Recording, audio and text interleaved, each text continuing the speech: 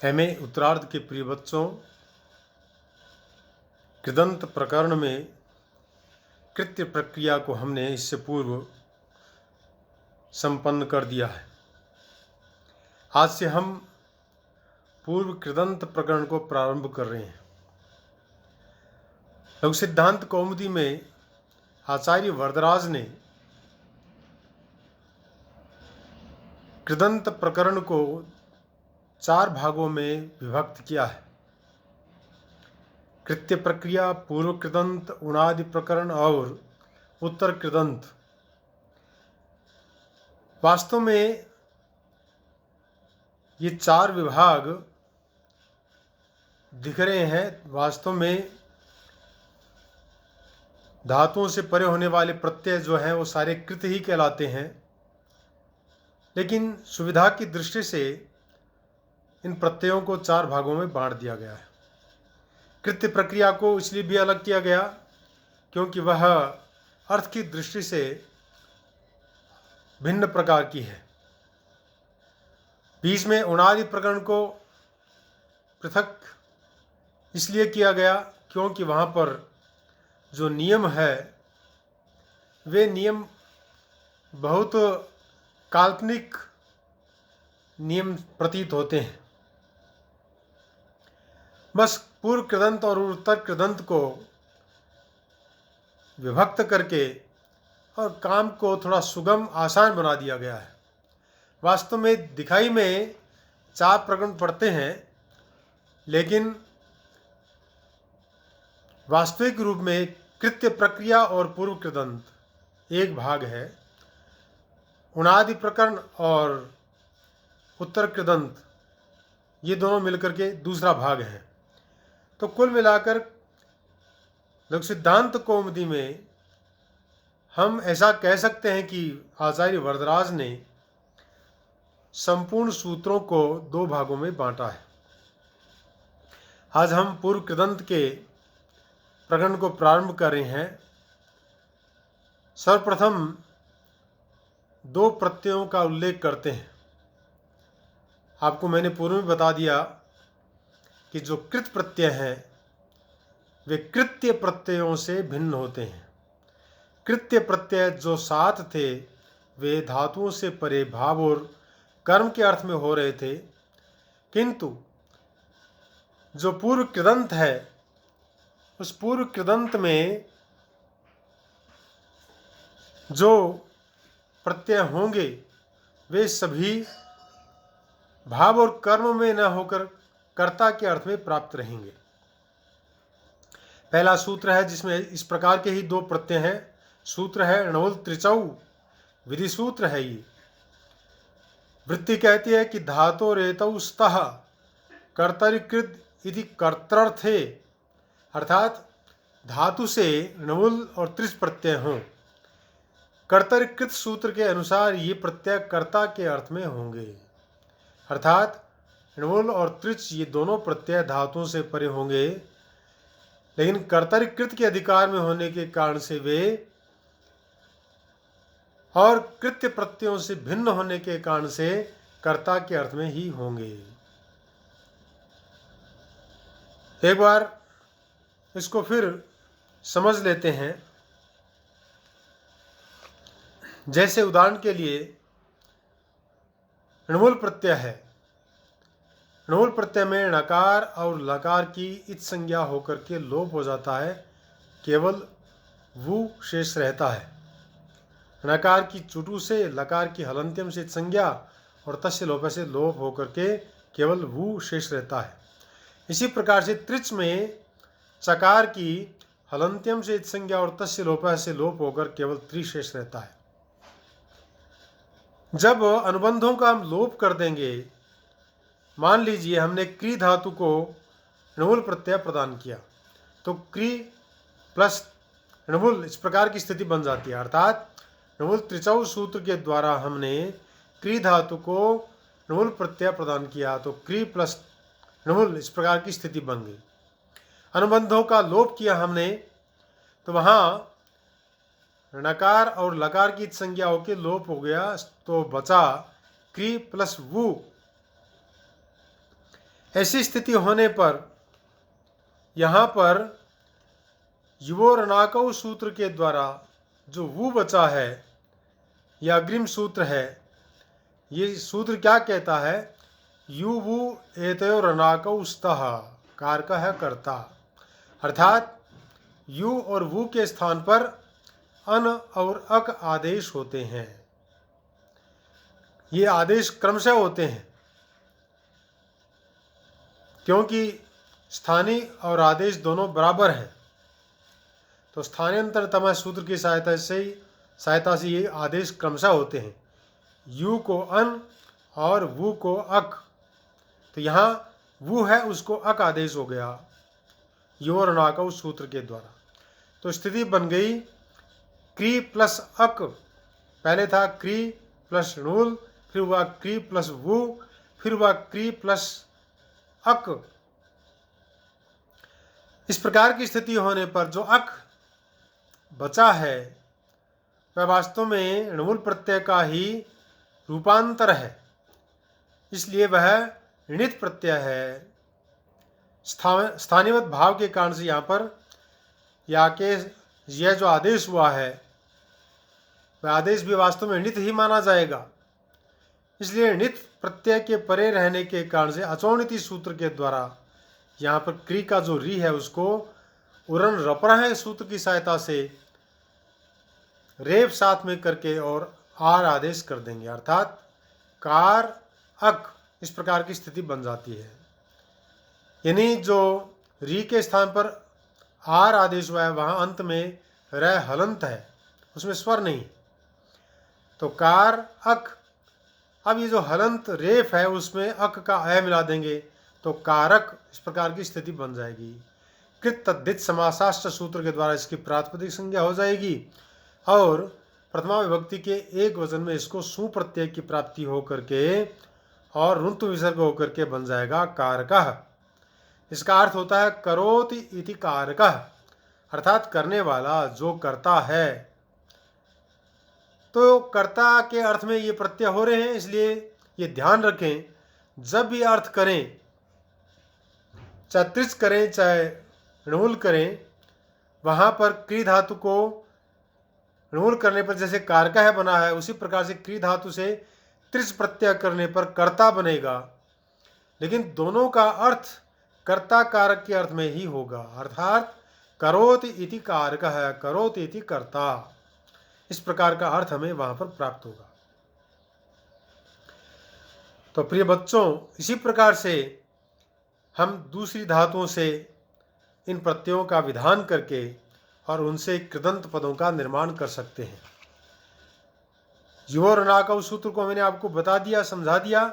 यह सूत्र ऐसा सूत्र है जो प्रत्ययों के बचे हुए हिस्से होते हैं, अंश होते हैं, भाग होते हैं। कौन से? यू और वु, उन दोनों को यह सूत्र क्रमशः है अन और अक आदेश करता है, अर्थात यू को अन और वु को अक आदेश करता है।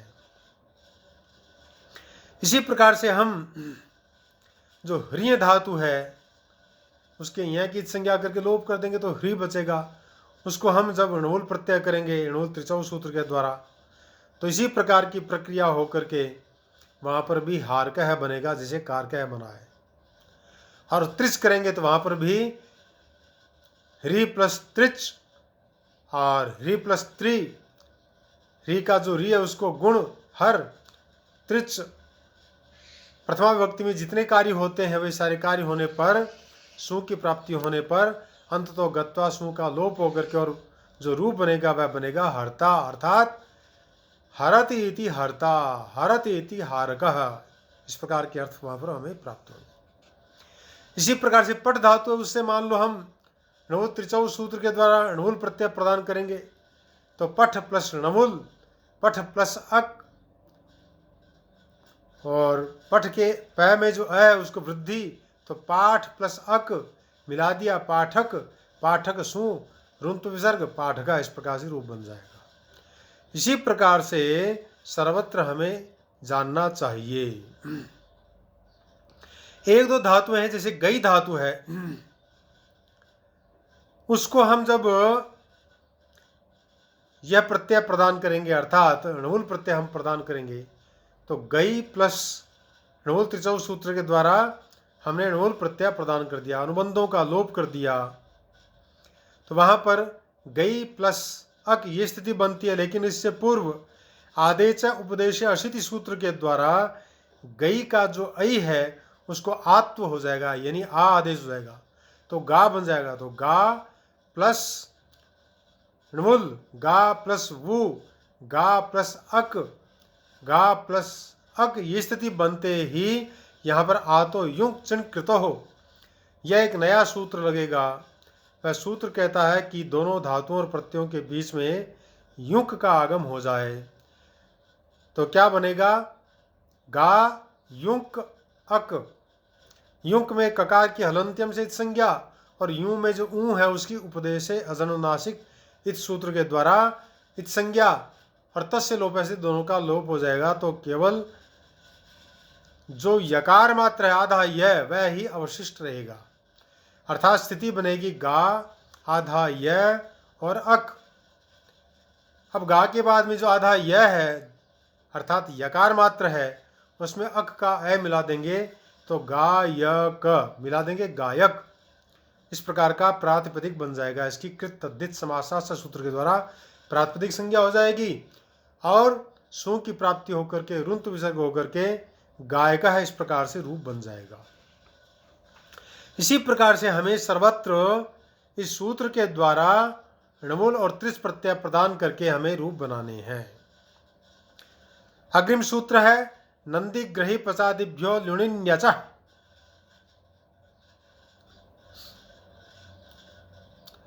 अर्थात नंद्याद्येर्ल्युः ग्रह्यादेर्निनिः पचादेरत् स्यात्। नंदयतीति नंदनः, जनमर्दयतीति जनार्दनः, लवणः ग्राही स्थायी मंत्री पचः पचादिराकृतिक गणः। अर्थात नंद आदि जो धातुएं हैं, नंदादि गण की जो धातुएं हैं उनसे ल्यू प्रत्यय हो कर्ता के अर्थ में, और ग्रह आदि जो धातुएं हैं उनसे कर्ता के अर्थ में ऋणी प्रत्यय हो, तथा जो पचादि गण अर्थात पच आदि जो धातुएं हैं उनसे कर्ता के अर्थ में अच प्रत्यय की प्राप्ति हो। यहाँ पर वास्तव में द्वंद्व समास है, यानी नंदिश्च ग्रहिश्च पच्च, नंदी ग्रही पच समाहार द्वंद्व समास हो जाता है यहाँ पर। और फिर बहुब्री समास बनता है नंदी ग्रही पच आदि येषाम ते नंदी ग्रही पचादया। तेभ्यः ये यहाँ पर द्वंद्व गर्भ बहुब्री समास बन गया है, अर्थात नंदी ग्रही पचादिभ्यः। फिर लुणिन्यचः यह शब्द है हमारे सामने, तो यहाँ पर भी ल्युश्च निनिश्च अच्छ इति लुणिन्यचः इतरेतर द्वंद्व समास है यहाँ पर। तो इस प्रकार से ये दो समास यहाँ सूत्र में प्राप्त होते हैं जिनसे हम इन शब्दों को समझ सकते हैं। तो सबसे पहले नंदादि गण है, उसमें नंद धातु है, तो नंदी शब्द के साथ में जब हम प्रत्यय लगाएंगे तो कौन सा प्रत्यय लगाएंगे? तो नंदी ग्रही पचादिभ्यो लुणिन्यचा सूत्र में क्रमशः ये आदेश प्राप्त होंगे, और क्रमशः आदेश होने पर सबसे पहले ल्यू आदेश है तो ल्यू आदेश हो जाएगा, ल्यू प्रत्यय उसे हो जाएगा, अर्थात नंदी प्लस ल्यू ये स्थिति बन जाएगी। नंदी प्लस ल्यू, ल्यू में जो लकार है उसकी लशक्व तद्धिते सूत्र से संज्ञा और तस्य लोप से लोप हो जाएगा, केवल यू शेष रहा। अब जो यू है उसको युव और नाका सूत्र से अन आदेश हो गया, तो नंदी प्लस यू नंदी प्लस अन ये स्थिति बन जाएगी, नंदी प्लस अन। अब नंद धातु के नंदी धातु का जो ई है उसकी संज्ञा होकर के लोप हो जाता है, तो केवल नंद बचता है। तो नंद प्लस अन, नंद के दय में जो कि हलंत है वहाँ पर अन्न का आय मिला देंगे तो नंदन ऐसा बन जाएगा। कृत तद्धित समासास सूत्र के द्वारा इसकी प्रातिपदिक संज्ञा हो जाएगी और सु को रुत्व और विसर्ग आदि होकर के नंदनः ऐसा शब्द बन जाएगा। अर्थात नंदयति इति नंदनः, आनंदित करने वाला जो होता है उसको हम नंदनः कहते हैं। तो इसी प्रकार से ये तो नंदादि गण की जो पहली धातु है नंद, उसको ल्यू प्रत्यय प्रदान करके हमने यह शब्द बनाया। इसी प्रकार से दूसरा शब्द है वह ग्रही, यानी ग्रही धातु है, उसको भी हम यहाँ पर ये प्रत्यय प्रदान कर देंगे। नंदी ग्रही पचादिभ्यो लुणी न्यचा है, यहाँ ऋणी प्रत्यय उसको प्राप्त होगा। ऋणी प्रत्यय प्राप्त होने पर जो नंदी प्लस ऋणी इस प्रकार की स्थिति बन जाएगी। और ऋणी में भी जो अंत में नय में ई है उसकी उपदेश से अजन्मनासी की सूत्र से संज्ञा और तस्य लोभ से लोप हो जाएगा। जो आदि नकार है उसकी चुटु सूत्र से संज्ञा और तस्य लोभ से लोप हो जाएगा। तो केवल इन बचेगा, यानी ग्रही प्लस ऋणी, ग्रह प्लस इन, ये स्थिति बन जाएगी अनुबंधों का लोप होने के बाद में। अब यहाँ पर ग्रह का जो रेफ में अ है उसको वृद्धि हो जाएगी। वृद्धि होने पर आर होता है, यानी ग्रह, यानी अतुपधाया सूत्र है उसको वृद्धि कर दी हमने, तो ग्राह प्लस इन इस प्रकार की स्थिति बन जाती है। ग्राह प्लस इन, अब इनको हम है के अंदर मिला देंगे तो ग्राहिन इस प्रकार की स्थिति हो जाएगी। अब इसकी कृत तद्धित समासास सूत्र के द्वारा प्रातिपदिक संज्ञा हो जाएगी और प्रथमा के एक वचन में सु प्रत्यय की प्राप्ति हो जाएगी। तो ग्राहिन प्लस सु इस प्रकार की स्थिति हो जाएगी। और फिर शौच सूत्र से उपधा को दीर्घ आदेश हो जाएगा, अर्थात ग्राहिन सु ये स्थिति है यहाँ पर। तो उपधा में ग्राहिन के नय से पहले ई है उसको वृद्धि कर दिया तो दीर्घ ई बन जाएगा। ग्राहीन सु, सु के ऊ की संज्ञा के लोप हो गया, आधा सह बचा। और जो ही आधा सह बचा वह भी नकार से परे, तो वहां हंग्याभ्य दीर्घा सुतिस्य प्रयुक्तम हल सूत्र के द्वारा उस सु का जो सह बचा है उसका लोप हो जाएगा। तो ग्राहीन इस प्रकार की स्थिति बनती है। अब अंत में जो न है उसकी भी नलोप है प्रातिपदिकांत से सूत्र के द्वारा लोप हो जाएगा, उसका भी लोप हो जाएगा। तो ग्राही यह प्रथमा के एक वचन के अंदर रूप बन जाता है। इसी प्रकार से सर्वत्र हमें समझना चाहिए, जानना चाहिए।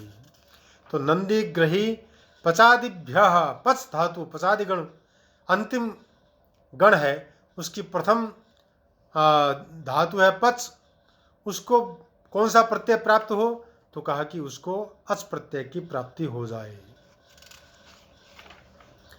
तो पच को हमने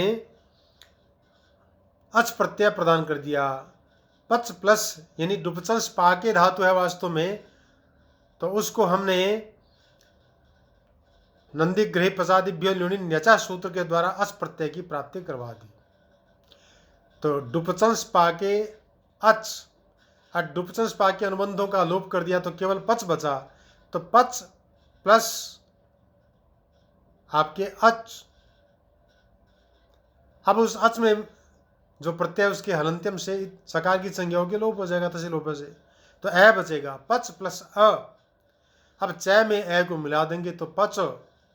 अब इसकी कृत तद्धित समासा सूत्र के द्वारा प्रातिपदिक संज्ञा हो जाएगी और सु प्रत्यय की प्राप्ति हो जाएगी।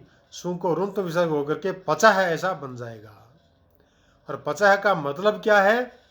पचत इति पचह, पकाने वाला, जो पकाता है। तो यह कर्ता के अर्थ में यहां पर हुआ है। अगर हम इससे स्त्रीलिंग का शब्द बनाना चाहेंगे तो बन जाएगा। अजाद तस टाप सूत्र के द्वारा उसको टाप प्रत्यय की प्राप्ति करवा करके और टाप के अनुबंधों का लोप करके आ बचेगा और हकह सवर्ण दीर्घ से दीर्घ संधि करके है और आ को और पचा बना देंगे। पचा का मतलब पकाने वाली, इस प्रकार का रूप बन जाएगा। इसी प्रकार से वच धातु से अच करेंगे तो वक्ति इति वचः यानी बोलने वाला। वद धातु से अच करेंगे तो वदति इति वदः बोलने वाला। पत धातु से करेंगे तो पतति इति पतः गिरने वाला। इस प्रकार से सर्वत्र हमें समझना चाहिए। प्रिय बच्चों, आज हम इन उदाहरणों के साथ में ही एक उदाहरण और देख लेते हैं। जनार्दनः, इसका अर्थ है जन्म अर्दयति इति जनार्दनः। जन्म अर्दयति इति जनार्दनः अर्थात भगवान विष्णु। अर्ध धातु है हिंसा के अर्थ वाली, अर्ध हिंसायाम। तो चौराधिक ये निजंत धातु से कर्ता के अर्थ में नंदिग्रही प्रसादिभ्यो ल्युनिन्यचा सूत्र के द्वारा यहाँ पर ल्यू प्रत्यय की प्राप्ति हो जाएगी। तो अर्धि प्लस ल्यू इस प्रकार की स्थिति बन जाएगी। अनुबंधों का लोप कर देंगे तो अर्ध प्लस यू इस प्रकार की स्थिति, यू को अन आदेश, तो अर्धि प्लस अन। अब नेरनीति सूत्र के द्वारा जो अर्धि है उसके ई का लोप हो जाएगा। उसका लोप होने के बाद में अर्ध प्लस अन ये स्थिति बन जाएगी। मिला देंगे तो अर्धन इस प्रकार का रूप बन जाएगा। तो यहाँ कर्तृक कर्मणों कृति इस सूत्र से जन कर्म में षष्ठी विभक्ति लग जाती है, यानी जन ngस अर्धन। अब उपपद मतिंग सूत्र से उपपद समास की प्राप्ति हो जाती है और समास होने के कारण से प्रातिपदिक संज्ञा होकर समास के अवयव जो सुप है यानी जो ngस है उसका सुपो धातु प्रातिपदिक सूत्र से लुक हो जाएगा, लोप हो जाएगा। और सवर्ण दीर्घ करने पर जनार्दन यानी जन प्लस अर्धन था, तो जन के न में ए और अर्धन का ए प्लस ए को का सवर्ण दीर्घ से दीर्घ आदेश करके जनार्दन इस प्रकार का रूप हम बना देंगे। कृत तद्धित समासा सूत्र के द्वारा उसकी प्रातिपदिक संज्ञा कर देंगे और सु प्रत्यय की प्राप्ति होकर के ऋंत विसर्ग होकर के जनार्दन इस प्रकार का रूप बन जाएगा। इस प्रकार से प्रिय बच्चों, आज हमने आपको नंदिग्रही प्रसादिभ्यो ल्युनिन्यचा सूत्र तक जो शब्द बन रहे थे उन शब्दों को बना करके आपके सामने प्रस्तुत कर दिया है और उनके जो उदाहरण हैं उनको भी हमने स्पष्ट कर दिया है। आपको मैंने व्हाट्सएप ग्रुप में भी ये सब सामग्री डाल दी है, तो उनको देख करके आप शब्दों के सिद्धि की जो प्रक्रिया है उसको समझते हुए लिखेंगे और उसको जानेंगे। अस्तु, जयतु संस्कृतम, जयतु भारतम।